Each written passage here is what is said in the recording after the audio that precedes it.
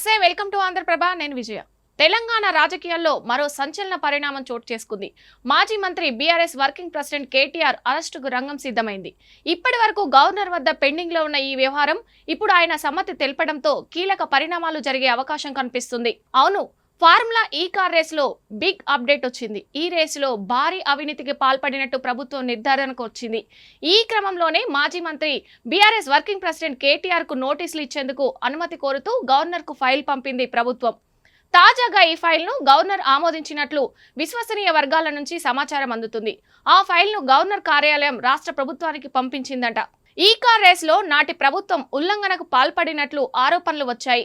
ఒప్పందానికి ముందే నిధులు చెల్లింపు జరిపినట్లు ప్రభుత్వం గుర్తించింది. హెచ్ఎండిఏ, ఆర్బీఐ అనుమతి లేకుండా 46 కోట్ల బదిలీ చేశారు. ఈ వ్యవహారంలో ఐఏఎస్ అరవింద్ కుమార్, అప్పటి చీఫ్ ఇంజనీర్ మాజీ మంత్రి కేటీఆర్ పై కేసు నమోదు చేయడానికి ప్రభుత్వానికి ఏసీబీ లేఖ రాసింది.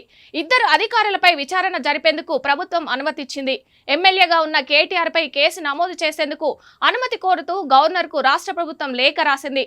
దీనిని పరిశీలించిన గవర్నర్ న్యాయ సలహా అనంతరం అనుమతి ఇచ్చినట్లు తెలుస్తుంది. గవర్నర్ ఆమోదంతో ఫార్ములా ఈ కార్ రేస్ కొత్త మలుపు తిరగనుంది.